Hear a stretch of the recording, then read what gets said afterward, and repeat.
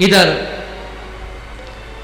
जिस समय प्रातः काल हुआ, शिविरों से वो रक्त की धारा बह रही थी।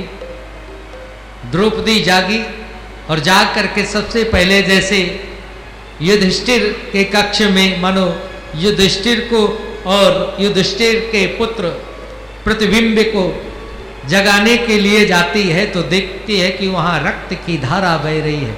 अंदर जाकर के देखती है तो मूर्छित होकर के गिर पड़ती है। प्रतिबिंब का धड़ पड़ा हुआ है, सिर नहीं है। मूर्छा जगी, दौड़ करके दूसरे शिविर में जाती है तो वहां देखा कि भीम के पुत्र सुत सोम का धड़ पड़ा हुआ है। दौड़ करके तीसरे शिविर, चौथे, पांचवें में जाती है तो द्रौपदी ने जब जाकर के देखा कि पांचों शिविरों में पांचों पुत्रों के धड़ पड़े हुए, सिर नहीं है, द्रौपदी विलाप करने लगी, अरे माधव तुम कहां चले गए? हे माधव जल्दी आओ, हे केशव जल्दी आओ, देखो आज एक दिन के लिए तुम हमसे दूर हुए और हमारे जीवन में कितनी बड़ी विपत्ति आ गई। माधव तुम्हारे रहते इतनी बड़ी विपत्ति जीवन में आई। कहते हैं द्रौपदी ने कुछ भला बुरा भी कहना प्रारंभ किया भगवान को कि माधव तुमने गलत किया, तुमने न्याय नहीं किया, तुमने अन्याय किया। क्या तुम्हारी यही लीला थी? पांचों पांडवों को बचा लिया और पुत्रों को मरने दिया। आओ माधव, आओ केशव, हे माधव आओ, आओ माधव, आओ केशव, ये टेर एक दुखिया की है। आओ माधव, आओ केशव, ये टेर एक दुखिया की है। अथवा इस खेल तुम्हारे में कुछ और कसर भी बाकी है। अब तो आ जाओ, क्या अगर कुछ और कमी रह गई हो तो भी द्रौपदी जीवित है, इसका सिर भी कटवा दो। और ऐसा कहकर के जिस समय विलाप कर रही थी उसी समय भगवान पांचों पांडवों के साथ में शिविर में आते हैं। एक बात जरूर कहना चाहता हूं, जाको राखे साइया मार सके नहीं कोई, बावे न बापा कर सके चाहे जग वैरी हो। भगवान ने पांडवों की रक्षा के लिए व्रत लिया था, इसलिए आज भगवान ने पांडवों को तो बचा लिया। संसार का तो ठेका नहीं है मेरे गोविंद का, पांडवों का ठेका था, तो पांडवों को बचा लिया। अर्जुन ने आकर के द्रौपदी के मुख पर हाथ रख दिया, अरे द्रौपदी किसको तो भला बुरा कह रही है? और वो मां कब तक धैर्य रह सकती है जिसके पांचों पुत्रों का उसके सामने ही मानो वध हो गया हो, उसके सामने धड़ पड़े हो। वो कौन ऐसी संसार की माता है जो अपना धैर्य नहीं तोड़ेगी? विलाप कर रही है, हे अर्जुन उस दुष्ट को पकड़ करके लाओ, उस दुष्ट का वध कर दो मेरी आंखों के सामने। मैं उसके सिर के ऊपर पैर रख कर स्नान करना चाहती हूं, क्योंकि वो भी छत्राणी है ना, छत्री है।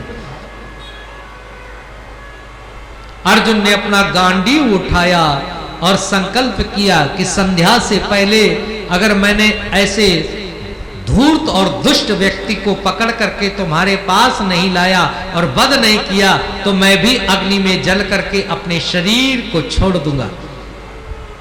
गोविंद से मानो कहने लगे अर्जुन, हे माधव रथ को जल्दी तैयार करो, मुझे उस दुष्ट का पीछा करना है।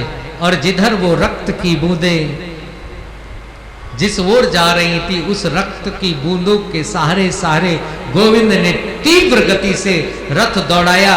कुछ ही पल में, कुछ ही क्षण में गोविंद उस जगह पर पहुंचे जहां पर वो दुर्योधन मृत पड़ा हुआ था। देखा तो वहां पर 4 सिर और एक टूटा हुआ सिर पड़ा हुआ है। झपट करके अर्जुन ने 5 सिरों को उठाया, हृदय से लगाया, अपने रथ में रखा और क्रोध में आकर के अब धनुष की टंकार की और कहा, माधव ये तो ये कार्य कर नहीं सकता है, क्योंकि इसकी तो जंघाएं टूट चुकी थी। अभी कोई है दुष्ट व्यक्ति जीवित है, वो कहां गया होगा, कहां है माधव, उसका पीछा करो। भगवान ने उसके पद चिन्ह जिधर जा रहे थे उन पद चिन्हों की तरफ रथ को दौड़ाया और कुछ ही क्षण में भगवान ने देखा कि ऐसा एक व्यक्ति जो घबराया हुआ है, धनुष बाण है, योद्धा है और दौड़ता हुआ जा रहा है। अर्जुन ने ललकारा, अरे मूर्ख, अरे धूर्त, अरे दुष्ट प्राणी, तुमने मेरे सोते हुए 5 पुत्रों का वध किया है।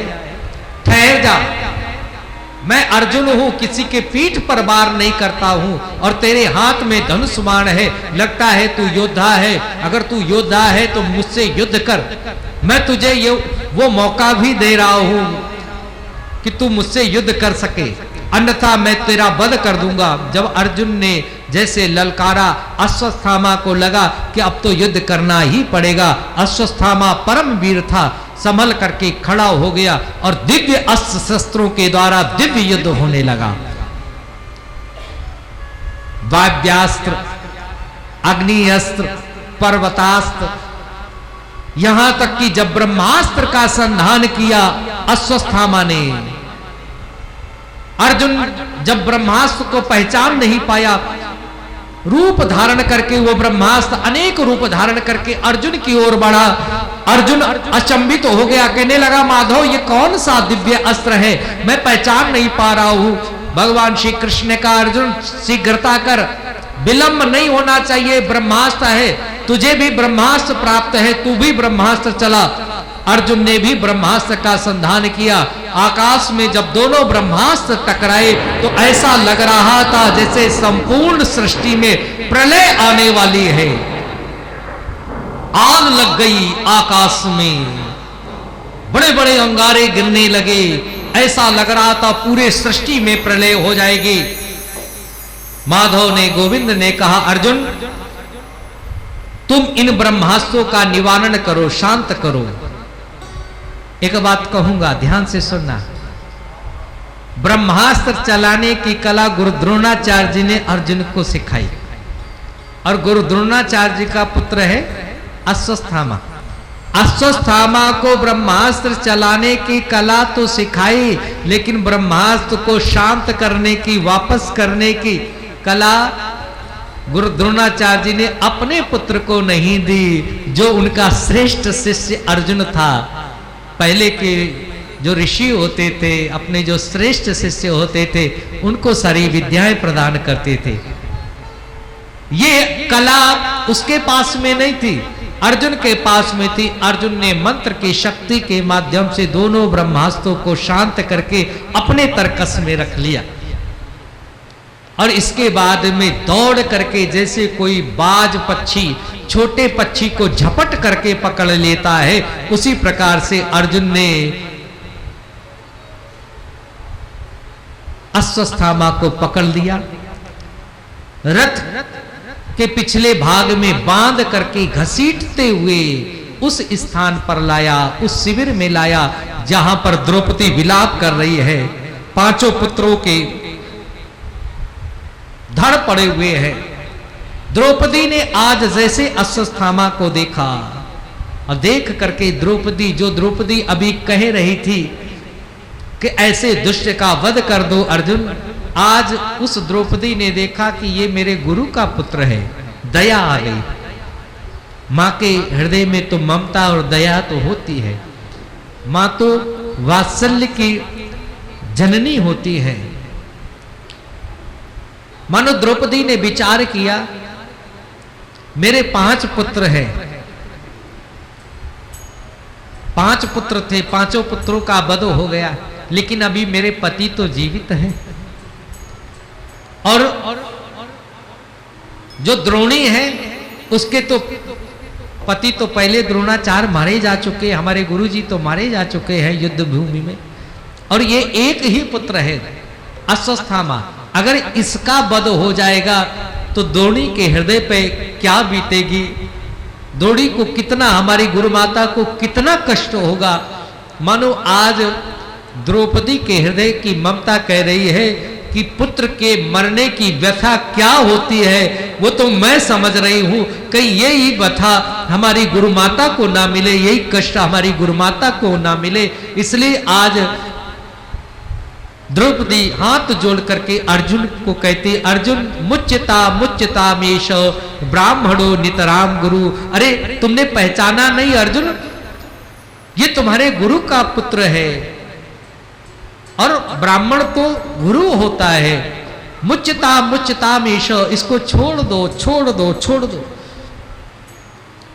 जब ये बात द्रौपदी ने कही, अब भीम ने गदा उठाई, गदा की ओर भीम का हाथ बढ़ा, और भीम ने कहा, सावधान अर्जुन, मैं तुमसे बड़ा हूं। अर्जुन से भीम बड़े हैं ना, मैं तुम्हारा बड़ा भाई हूं, मैं भी तुम्हें आदेश देता हूं, ऐसे आतताई को छोड़ना नहीं, इसका वध कर दो। युधिष्ठिर महाराज की तरफ अर्जुन ने देखा तो युधिष्ठिर महाराज ने सिर नीचे कर लिया, बोले जहां इतने आदेश देते हो फिर मेरी आदेश की क्या आवश्यकता। एक तरफ द्रौपदी कह रही है छोड़ दे, दूसरी तरफ अर्जुन ने प्रतिज्ञा की है कि मैं वध करूंगा नहीं तो शाम को मैं सशरीर अग्नि में प्रवेश कर लूंगा, चिता में जल करके राख हो जाऊंगा। और भीम भी कह रहे इसका वध कर दे। तो मानो अब जैसे उनकी ओर देखा तो मानो उन्होंने कहा कि हमें अब कुछ उत्तर देना नहीं है, सिर नीचे कर लिया, आंखों से आंखें नहीं मिलाई।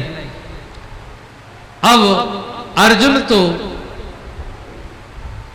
ऊहा-पोह की स्थिति में आ गया, क्या करना चाहिए क्या नहीं करना चाहिए, किम कर्तव्य विमूढ़ हो गया।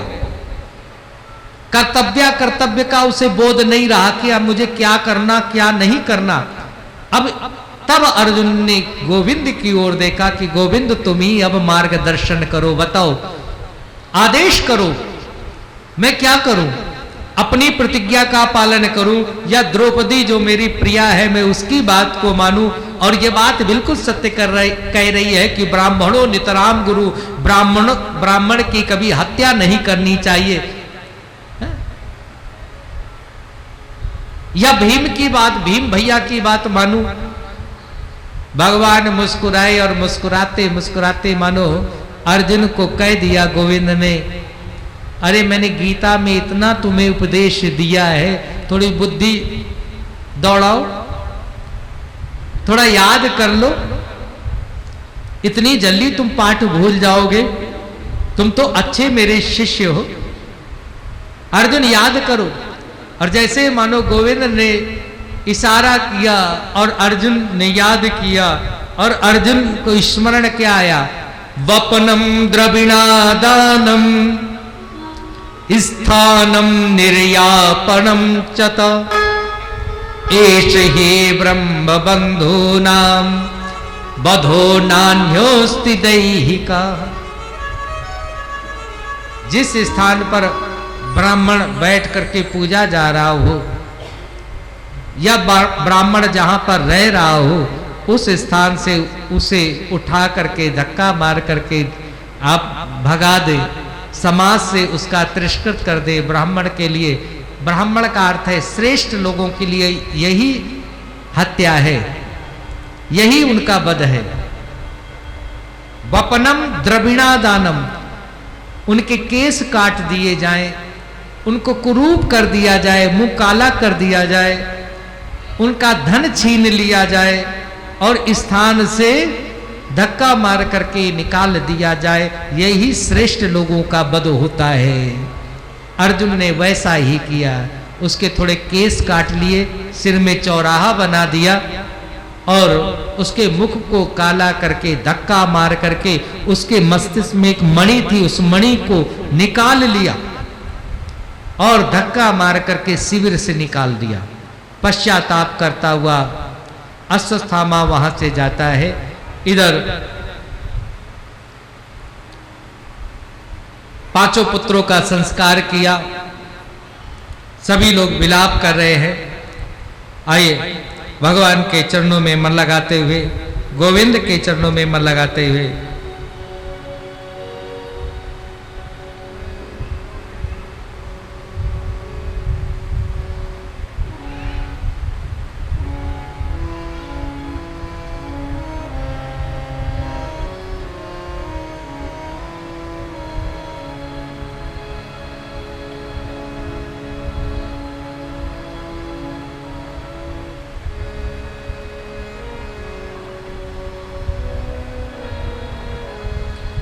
भगवान तेरी महिमा,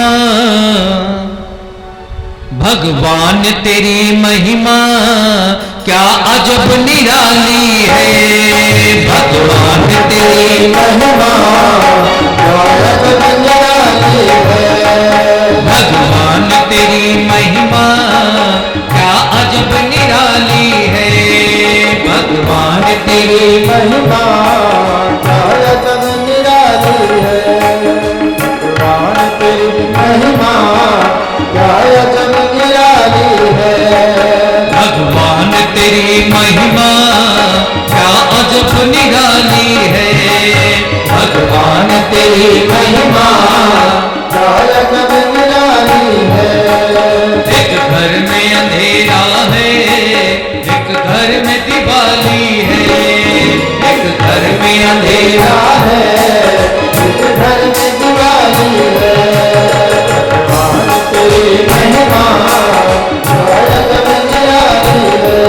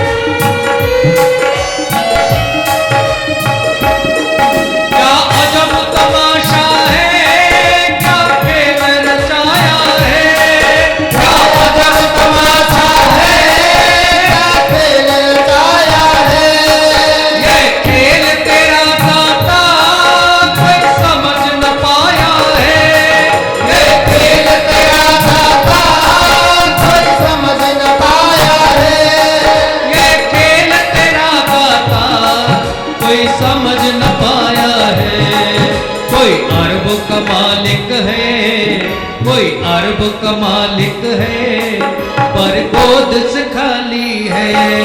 भगवान तेरी महिमा क्या अजब निराली है। एक घर में अंधेरा है, एक घर में दिवाली है।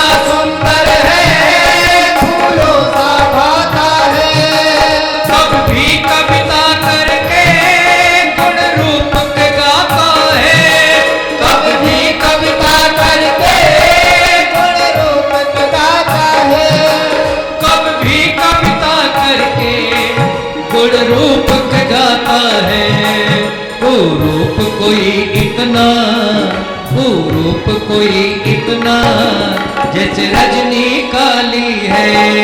भगवान तेरी महिमा क्या अजब निराली है। एक घर में अंधेरा है, एक घर में दिवाली है। भगवान तेरी महिमा क्या अजब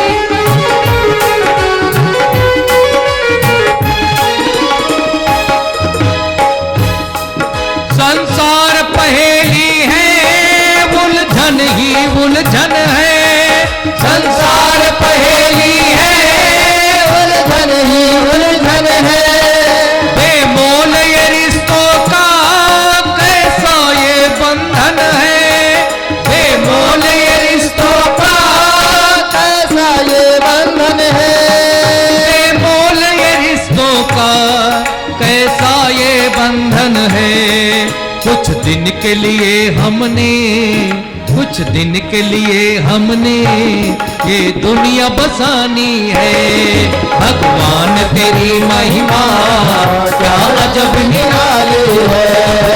एक घर में अंधेरा है, एक घर में दिवाली है। एक घर में अंधेरा है, एक घर में दिवाली है। भगवान तेरी महिमा क्या अजब निराली है, क्या अजब निराली है, क्या अजब निराली है। बोले बाके बिहारी लाल की, बोले भागवत भगवान की, बोले सद्गुरुदेव महाराज की जय जय श्री राधे।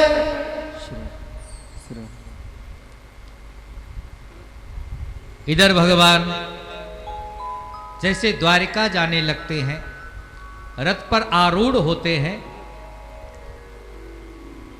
उसी समय अश्वत्थामा दुखी तो था, मन में पश्चाताप था, क्रोध था, ग्लानि थी। इसने एक साथ 6 ब्रह्मास्त्र छोड़े। ऐसे समय में छोड़े, न भीम के पास गदा थी, न अर्जुन के पास धनुष बाण था। सब बैठे हुए थे, भगवान के पास में बातचीत कर रहे थे। इसने ऐसा समय चुना और एक ब्रह्मास्त्र, जो छठा ब्रह्मास्त्र था, जो उत्तरा की कोख में शिशु पल रहा था, उस शिशु के लिए, उस बालक के लिए, मन उस बच्चे के लिए जो भी उत्पन्न नहीं है, क्योंकि इसको पता था कि पांडवों के कुल का केवल एक ही दीपक उत्तरा के गर्भ में अभी स्थित है। तो 6 ब्रह्मास्त्र यानी कि समूल पांडवों का विनाश करने के लिए इसने 6 ब्रह्मास्त्र एक साथ मंत्र की शक्ति के साथ छोड़े। जैसे वो 5 ब्रह्मास्त्र पांडवों की ओर आए, भगवान ने 5 पांडवों को अपने पीछे खड़ा कर दिया, स्वयं अपना पीतांबर हटा करके, और उन 5 ब्रह्मास्त्रों का प्रहार भगवान ने अपने हृदय पर ले लिया। इस प्रकार से भगवान ने 5 पांडवों की रक्षा की, और उसी समय, उसी क्षण उत्तरा के गर्भ में जो शिशु था, भगवान ने उसकी भी रक्षा की, क्योंकि एक ही साथ ये 6 ब्रह्मास्त्र आए थे। सनकादि ऋषियों ने प्रश्न किया, भगवान ने ये कैसे किया? मैं जानना चाहता हूं। 5 पांडवों की तो रक्षा भगवान ने 5 पांडवों को पीछे ढकेल करके स्वयं आगे खड़े होकर के ब्रह्मास्त्रों का प्रहार अपने वक्षस्थल पर ले लिया, ऐसे रक्षा की। लेकिन उत्तरा के शिशु की भगवान ने कैसे रक्षा की, गर्भस्थ बालक की कैसे रक्षा की, मैं जानना चाहता हूं। सूत जी कहते हैं, ध्यान से सुनना। जिस समय उत्तरा, वो दिव्य अस्त्र उत्तरा की ओर बढ़ रहा था, तो उत्तरा का गर्भ जलने लगा, पीड़ा होने लगी। उत्तरा गोविंद की ओर दौड़ी और दौड़ करके गोविंद के पास जाकर के कहने लगी, प्रभु रक्षा करो, रक्षा करो। पाहि पाहि महायोगिन देव देव जगत्पते, नान्यम यद्भयं पश्ये यत्र मृत्यु परस्परम। हे महायोगिन, आप मेरी रक्षा करें, आप जगत के पति हैं। भगवान ने कहा, उत्तरा तेरे जीवन में कष्ट आया तो तुम अपने ससुरों की शरण में क्यों नहीं गई? युधिष्ठिर महाराज, भीम, अर्जुन, नकुल, सहदेव, ये सब ससुर है ना उत्तरा के।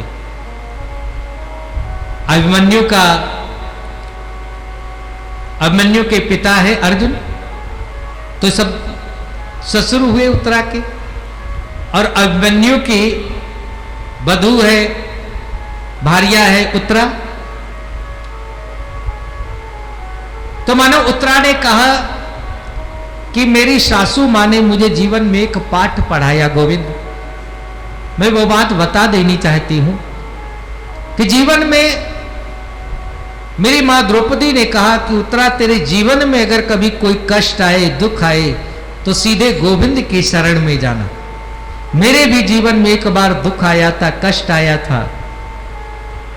मैंने पांचों पांडवों की ओर देखा, अपने पतियों की ओर देखा, लेकिन पांचों पतियों ने मेरी रक्षा नहीं की, सिर नीचे कर लिया। उस भरी सभा में जब दुशासन मेरी साड़ी का पल्लू पकड़े हुए था, मुझे निर्वस्त्र करना चाहता था, मैंने भीष्म पितामह, गुरु द्रोणाचार्य, अश्वत्थामा, सभी की ओर, बड़े बड़े जो वीर थे, कर्ण इत्यादि सबकी ओर देखा, मनो गुहार लगाई, लेकिन सबके सिर नीचे हो गए। अंतिम समय मुझे याद आया कि अरे, मैंने गोविंद को क्यों नहीं पुकारा। और जैसे मैंने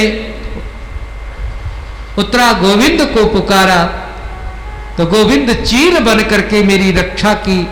यदि गोविंद ने उस दिन मेरी रक्षा न की होती तो मैं संसार को मुंह दिखाने लायक नहीं रहती। इसलिए उत्तरा, मैं तुम्हें ये जीवन का अपना अनुभव कहती हूं, पाठ पढ़ाती हूं, शिक्षा देती हूं। जीवन में अगर तुम्हारे कोई बड़ा संकट आए, कोई छोटा संकट आए, तो संसार की ओर आसरा मत करना, संसार की ओर मत देखना, सीधे गोविंद की शरण में जाना। तो मानो आज उत्तरा कहती, गोविंद मैं इसलिए आपकी शरण में आई हूं क्योंकि मेरे जीवन में संकट है। फिर उत्तरा ने कहा, प्रभु दूसरी बात। गोविंद ने कहा, क्या दूसरी बात? बोले, मेरे गर्भ में जो बालक है, शिशु है, वो आपका भक्त है। भगवान मुस्कुरा करके कहने लगे, लो कर लो बात। अभी जो बालक का जन्म नहीं हुआ है और उत्तरा तुमने कैसे डिक्लेयर कर दिया, निश्चित कर दिया, सुनिश्चित कर दिया कि वो मेरा भक्त है। उत्तरा कहती है, प्रभु जो इसके दादा है अर्जुन मानो, वो आपके भक्त हैं? भगवान ने कहा, हां परम भक्त हैं। बोले, जो इसकी दादी द्रौपदी, बोले वो भी परम भक्ता है मेरी। बोले, जो इसके पिता अभिमन्यु थे, भगवान बोले वो तो मेरा परम भक्त था। और बोले, प्रभु मैं? उत्तरा कहती, प्रभु मैं? भगवान ने हंस मुस्कुराते हुए कहा, उत्तरा तो मुझे प्राणों जैसी प्रिय है, बहुत प्रिय है।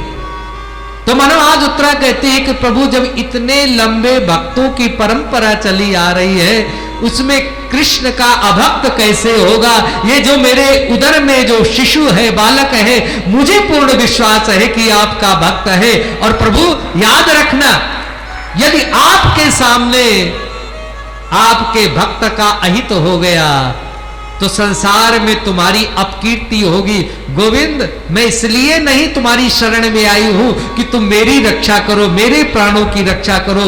मैं सिर्फ ये चाहती हूं कि तुम अपने भक्त की रक्षा कर लो, मेरे शिशु की रक्षा कर लो, कहीं आपकी अपकीर्ति ना हो, संसार के लोग ये ना कहें कि जिस गोविंद ने पांडवों के रथ को हाका, सारथी बने, दौत्य बन करके, दूत बन करके गए और उन्हीं गोविंद के सामने पांचों पांडवों के कुल का जो आखिरी दीपक था वो भी गोविंद के सामने बुझ गया।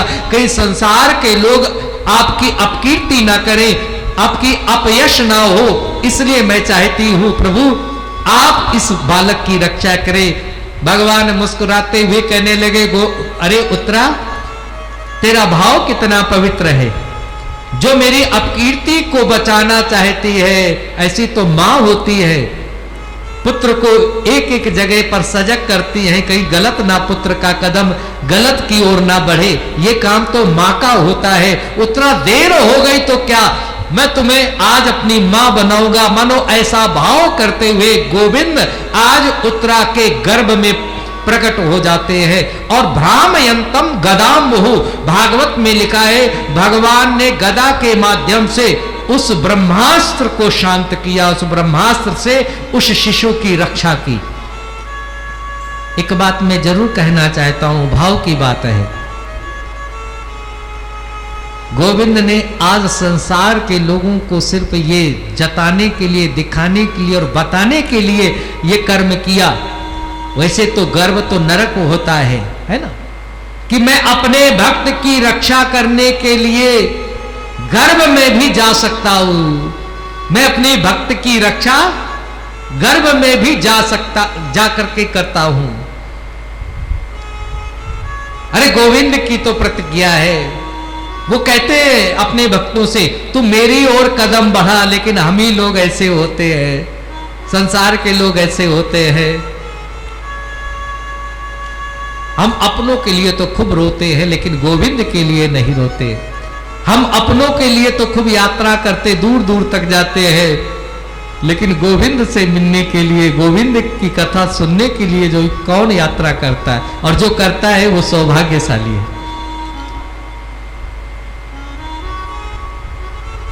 भगवान की एक प्रतिज्ञा है, याद रखना, जो तू आवे सात पग तो मैं आऊं 60, और जो तू पाहन की पाट है तो मैं लोहे की लाट। अगर तू मेरे ओर 7 कदम बढ़ाता है तो मैं तेरे ओर 60 कदम बढ़ाने के लिए तैयार हूं, और तू अगर पत्थर हृदय वाला बन करके बैठ जाता है तो भगवान कहते हैं कि मैं भी लोहे के हृदय वाला बन जाता हूं। पत्थर तो पसीज भी जाता है लेकिन लोहा पसीजता नहीं, मैं लोहे का और कठोर बन जाता हूं। लेकिन आ तो सही, तू मेरे ओर 7 कदम बढ़ा, मैं तो 60 कदम बढ़ाने के लिए तैयार हूं। एक बात आपने कभी विचार की? आपने देखा होगा ज्यादातर जो मंदिर होते हैं, सीतारामचंद्र जी, राधे कृष्ण जी, भगवान भोलेनाथ जी, माँ दुर्गा जी, हनुमान जी, सब मंदिर में खड़े प्रतिमाएं ज्यादा होती हैं। आप विचार करना, सब खड़े होके, ऐसा भगवान को क्यों खड़ा क्यों किया जाता है? चाहे तो सिंहासन पर भी बिठा सकते थे, बिठाने वाली प्रतिमा कम मिलेंगी। मानो आज भगवान भक्त की प्रतीक्षा कर रहे खड़े होकर के, अरे मेरे भक्त, अरे मेरे प्यारे लाडलो, आओ तो सही। लेकिन ये संसारी पुरुष जाता ही नहीं, यही गर्दंडे में फंसा हुआ है।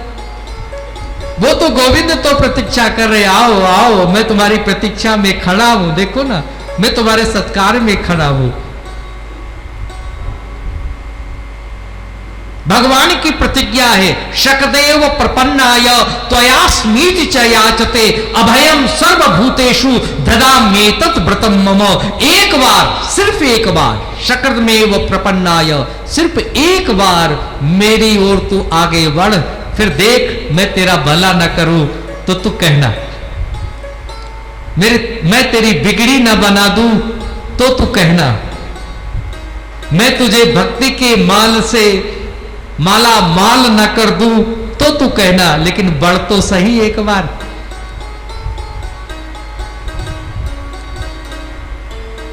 विभीषण जब भगवान को मिलने के लिए गया और विभीषण ने जैसे कहा, श्रवण सुजस सुन आई हो प्रभु भंजन भव भीड़, त्राहि त्राहि आजत हरण शरण सुखद रघुवीर। और भगवान ने फिर क्या किया? जैसे भगवान ने विभीषण को आते देखा, सभा के बीच में बैठे हुए थे, बानर भालुओं के बीच में, लक्ष्मण जी कह रहे प्रभु विचार कर लो, ये हमारे शत्रु का भाई है, दुष्ट रावण का भाई है, लेकिन भुज विशाल गई हृदय लगावा। भगवान ऐसे दौड़े, भगवान का पीतांबर कहीं गिर गया, धनुष बाण कहीं छूट गया, और जाकर के दौड़ करके आज विभीषण मेरी शरण में आया है। शरणागत को जो तजहि निज अनहित अनुमान, तेनर पावर पाप भर घोर नरक बहुवास, ऐसा कहा गया। कि शरणागत की जो रक्षा नहीं करता है उनको तो नरक मिलता है। भगवान ने दौड़ करके विभीषण को हृदय से लगा लिया। तो हमारे गोविंद तो हमेशा प्रतीक्षा करते रहते खड़े हो करके।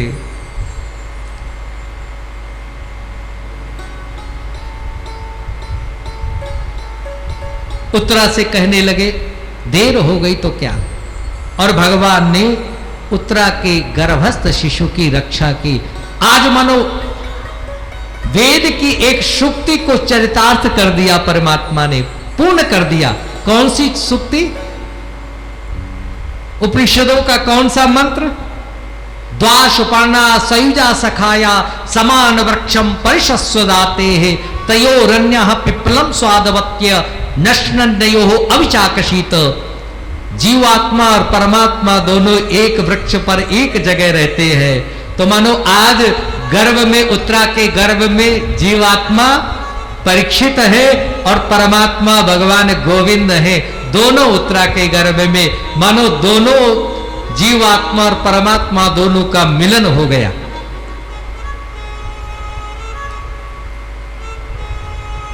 एक बात मैं कहूं, अगर हमारी इच्छा शक्ति मजबूत होगी भगवान को पाने की तो फिर देर नहीं है। किसी ने बड़ी सुंदर पंक्तियां लिखी हैं। कहीं भी चैन ना लेने दे वो चाह सच्ची है, रहे उसकी फिक्र यही परवाह सच्ची है। इसी को हम अगर समझे कसर बिल्कुल न रह जाए, विरह का दर्द भड़काए वो आह सच्ची है। बहुत कुछ पाठ पूजा व्रत तप जप करके ये हम समझे कि विकल हो करके रोना ही मिलन की राह सच्ची है। विकल हो करके रोना ही मिलन की राह सच्ची है। परमात्मा के लिए कौन रो रहा है?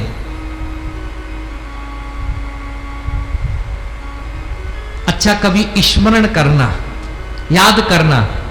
हम रोज मंदिरों में जाकर के अपने घर के ठाकुरवाड़ी में बैठ करके भगवान की पूजा आराधना करते हैं, लेकिन वो दिन याद करना जब जीवन में कोई दुख ना हो और आप सुख से केवल भगवान के लिए भगवान की ठाकुरवाड़ी में रोए हों।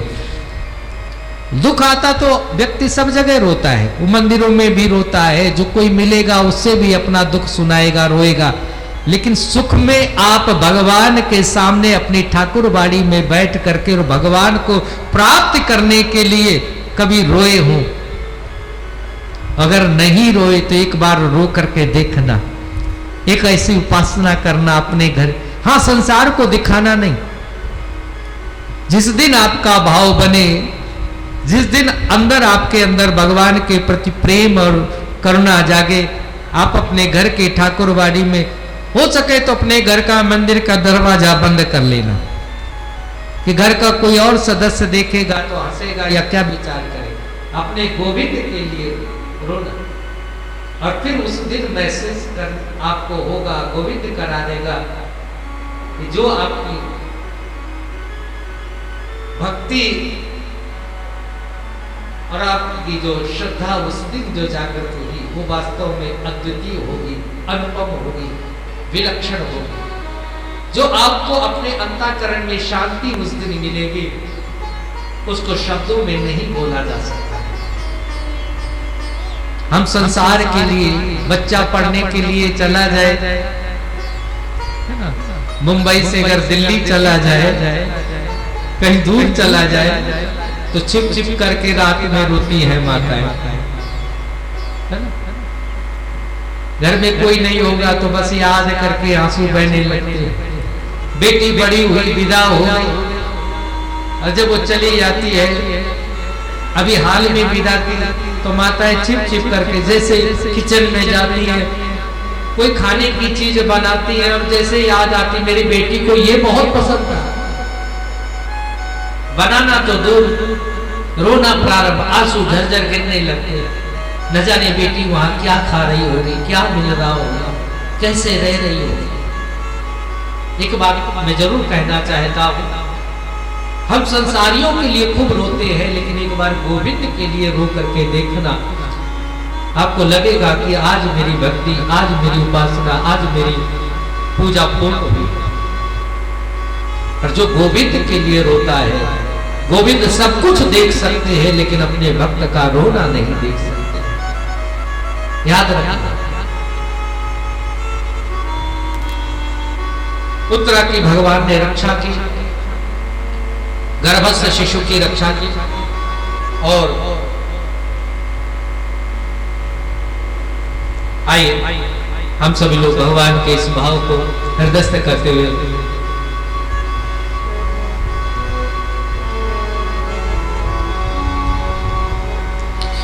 ब्रिज के नंद लाला राधा जो के सांवरिया,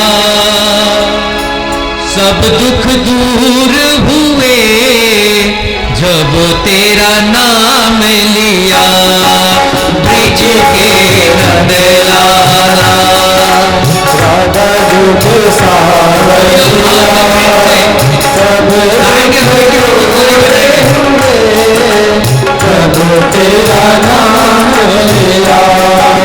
ब्रिज के नंद लाला राधा जो के सांवरिया, सब दुख दूर हुए जब तेरा नाम लिया। ब्रिज के नंद लाला राधा जो के सांवरिया, सब दुख दूर हुए जब तेरा नाम लिया। ब्रिज के नंद लाला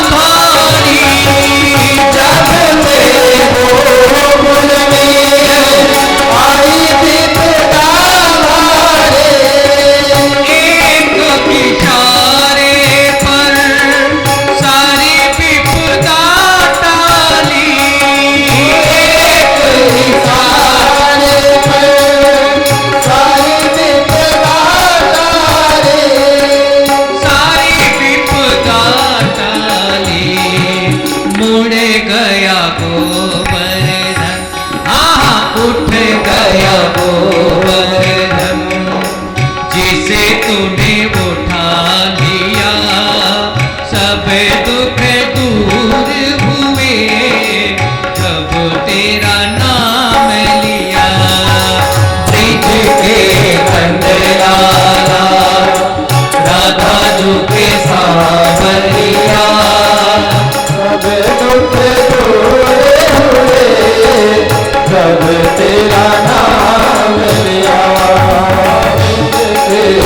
नंदलाला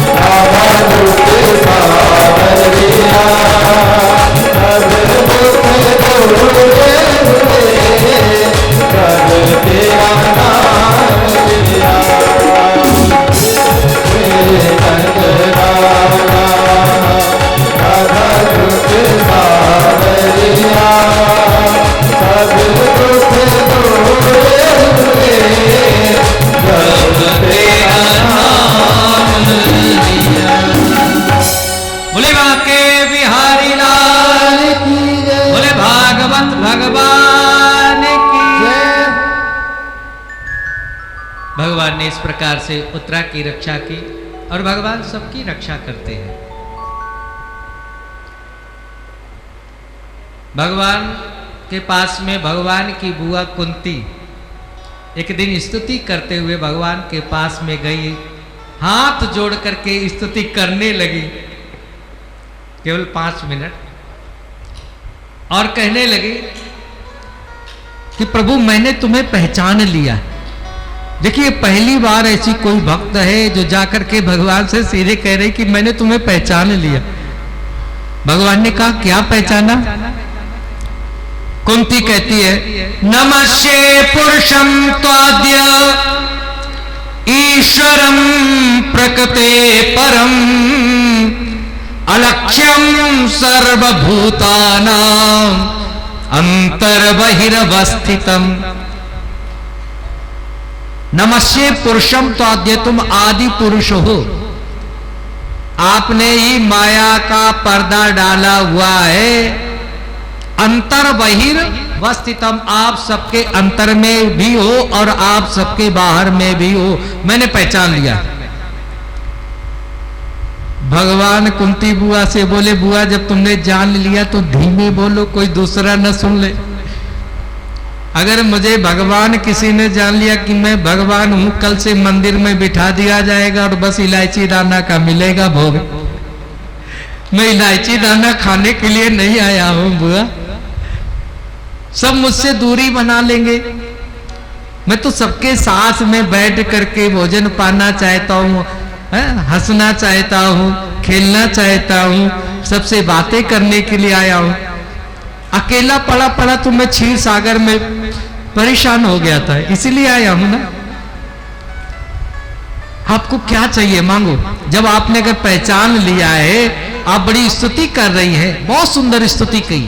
नमः पंकज नाभाय नमः पंकज मालिने नमः पंकज नेत्राय नमस्ते पंकजांगे। प्रभु आपके चरण भी कमल के समान है, आपके हस्त भी कमल के समान है, आपके ओठ भी कमल के समान है, आपका पूरा शरीर कमल के समान है। भगवान को बोले बस बस मैं प्रसन्न हूं, जो कुछ तुम्हें चाहिए बुआ मांग लो। लेकिन कुंती ने क्या मांगा? संसार के किसी जीव ने आज दिन तक ऐसा मांगा ही नहीं जो कुंती ने मांगा। क्या मांगा? विपत्ति। विपदा संतु नासस्वद तत्र तत्र जगद गुरु भवतो दर्शनम यस्यात् द पुनर्भव दर्शनम। बोले हमें विपत्ति दे दो। गोविंद ने कहा क्यों? सब लोग तो सुबह शाम यही मांगते, सुख संपत्ति घर आवे कष्ट मिटे तन का। आरती करते ना तो यही कहते सुख संपत्ति घर आवे, और तुम बुआ कष्ट मांग रही हो, विपत्ति मांग रही क्यों? बोले जीवन में जब जब गोविंद मेरी विपत्ति आई तब तब मुझे आपकी याद आई, और जब आपकी याद आई तो याद का उल्टा हम सबके सदगुरुदेव महाराज क्या बताते हैं? याद का उल्टा क्या होता? दया। इसलिए कहते तुम भगवान को याद करो और भगवान क्या करेंगे? दया करेंगे। मन कुंती बुआ कहती प्रभु जब जब मैंने जीवन में तुम्हें याद किया तब तब तुमने दया की। तो दुख, वो दुख अच्छा होता है जिसमें गोविंद का स्मरण रहे, और वो सुख भी नहीं अच्छा होता है जिसमें गोविंद विस्मरण हो जाए, भूल जाए। वो सुख किस काम का? इसलिए गोविंद मैं दुख चाहती हूं। सुख के माथे सिल पड़े जो नाम ही से जाए, और बलिहारी व दुख की जो पल पल नाम रटाए। भगवान का पल पल नाम स्मरण होता रहे, वही दुख अपना है। किसी ने कहा ना, भजन एक है ना, दुख भी मानव की संपत्ति है, तू दुख से क्यों घबराता है। क्योंकि यही संपत्ति में गोविंद याद आते हैं। सुख में कौन धन रुपया पैसा वैभव यश होगा तो बड़ी बड़ी टीवी लगा के दिन नाटक देखे जाएंगे, कौन कथा सुन रहा है? किसको जरूरत है? लेकिन अगर सुख में गोविंद की याद रहे तो मान लेना भगवान की ये कृपा आपके ऊपर है। आप उस कृपा को महसूस करना। दुख में तो दुनिया याद करती है, अगर कोई गोविंद कहता है कि कोई मुझे सुख में याद करता हूं तो मैं उसे कभी भी उसका साथ नहीं छोड़ता हूं। गोविंद हमेशा साथ रहता है। इसी भाव को लेकर के आज कुंती के स्तुति के साथ में ही हम कथा का यहीं पर विश्राम करते हैं, दूसरे दिन की कथा। और कल तृतीय दिवस की कथा है, सुंदर सुंदर कथाएं हैं। अब जैसे जैसे कथा बढ़ती जाएगी भगवान की महिमा का गुणगान होगा, है ना। आज भी थोड़ी सी भूमिका थी, कथा कहाँ से प्रारंभ हुई, कैसे हुई, और जैसे जैसे कथा बढ़ेंगी ये कथा अपने आप रस उत्पन्न करती है। और आप इतनी संख्या में यहाँ पर आए हैं, जो भी इस कथा पांडाल में श्रद्धा और भक्ति के साथ में देख रहा था, आप कथा श्रवण कर रहे हैं। भगवान आप सबके घर में खूब समृद्धि लाए और आपके हृदय में परमात्मा के प्रति खूब भक्ति जागृत हो। आप खूब सुखी रहे और परमात्मा की समृद्धि आपको प्राप्त हो। गुरु का आशीर्वाद आप सबको प्राप्त रहे, ऐसी मंगल कामना इस व्यासपीठ से आप सबके लिए। ये सुअवसर हम सबको जो दिया है, हमारे बड़े ही आदरणीय सम्मानित, जिनको महाराज जी बहुत आदर करते हैं, प्यार देते हैं, सम्मान करते हैं, ऐसे हमारे एस अग्रवाल जी बहुत ही सम्मानित, बहुत ही गुरु के लाडले ऐसे प्यारे भक्त हैं और पूरे परिवार के साथ यहाँ पर उपस्थित है। उनके बच्चे भी है, बहू भी है, सब लोग यहाँ उपस्थित हैं। सब लोग कथा में आनंद ले रहे हैं। भगवान का ये आनंद आपके जीवन में हर क्षण बना रहे। इन्हीं चंद शब्दों के साथ में अपनी वाणी को विश्राम देता हूँ। बोलिए भागवत भगवान की, बोले सद्गुरुदेव महाराज की। धन्यवाद आचार्य जी। जैसा कि आप सभी जानते हैं, भागवत कथा से मन का शुद्धिकरण हो जाता है, संशय दूर होता है, शांति और मुक्ति मिलती है। हम सभी एक बार जोरदार करतल ध्वनि से धन्यवाद अर्पित करेंगे आचार्य जी को। सचमुच हम हृदय से आभारी हैं आचार्य जी, आपके कथा के माध्यम से आप साक्षात प्रभु का दर्शन करवा रहे हैं हमें। एक बात दिल को छू गई, बड़े ही आसान भाषा में आपने, सरल भाषा में आपने बता दिया और अपने अपने काम की बात सब पकड़ते हैं कथा में।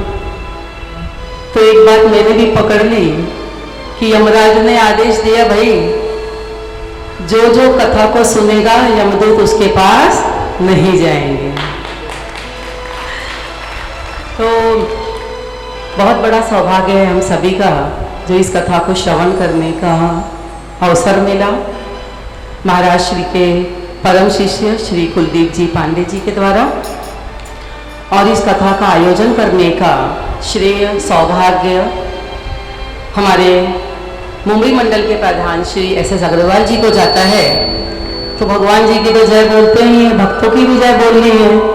तो एक बार जोरदार स्वर में सभी कहेंगे, भक्त और भगवान की भाई आप लोग अपनी लिए जय बोलो, जरा जोर से बोलो। एक साथ बोलेंगे, भक्त और भगवान की। आरती से पूर्व एक छोटा सा कार्यक्रम, एक छोटा सा समारोह, करीब 15 मिनट या 10 मिनट का छोटा सा कार्यक्रम है। तो सभी शांति से बैठेंगे और इस कार्यक्रम का आनंद लेंगे। इसके पश्चात आरती होगी।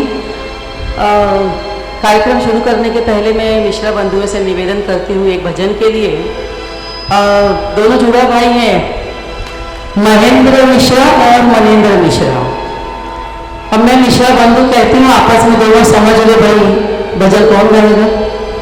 निवेदन है एक भजन के लिए, आप सबों से आग्रह है मधुर मधुर तालियों के साथ उनका साथ दें। देखिए, ये बहुत ही सुंदर अवसर है।